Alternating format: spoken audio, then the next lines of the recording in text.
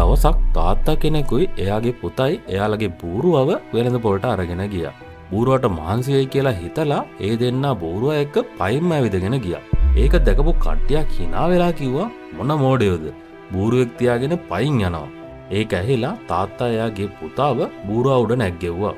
ටික දුරක් යද්දි තව කට්ටියක් කිව්වා ලැජ්ජ නැද්ද? පොඩි එකා සැපට යද්දි වයසක තාත්තා පයින් යනවා. ඒක අහලා තාත්තා පුතාව බිමට බස්සලා එයා බූරුවා උඩ නැග්ගා. තව ටික දුරක් යද්දි තවත් කට්ටියක් කිව්වා අනේ පව් අර පොඩි එකා. මේ වයසක මිනිස්සයා පොඩි එකාට නොදී බූරුවා පිටේ යන හැටි. අන්තිමට හැමෝම සතුටු කරන්න හිතාගෙන තාත්තයි පුතයි දෙන්නම බූරුවා උඩ නැග්ගා. ඒක දැකපු මිනිස්සු කෑ ගැහුවා අනේ පව් අර සතා. මේ දෙන්නට පොඩ්ඩක්වත් අනුකම්පාවක් නැද්ද? අන්තිමට සම්පූර්ණයෙන්ම අතරමං වෙච්ච තාත්තයි පුතයි බූරුවව කණුවක බැඳගෙන එයාලා බූරුවව උස්සගෙන ගියා. ඔබ හැමෝම සතුටු කරන්න ගියොත් අවසානයේදී ඔබ කිසිම කෙනෙක් සතුටු කරන්නේ නැත. වැදගත් දේ ඔබ ඔබවම බීරෙක් කර ගැනීමයි.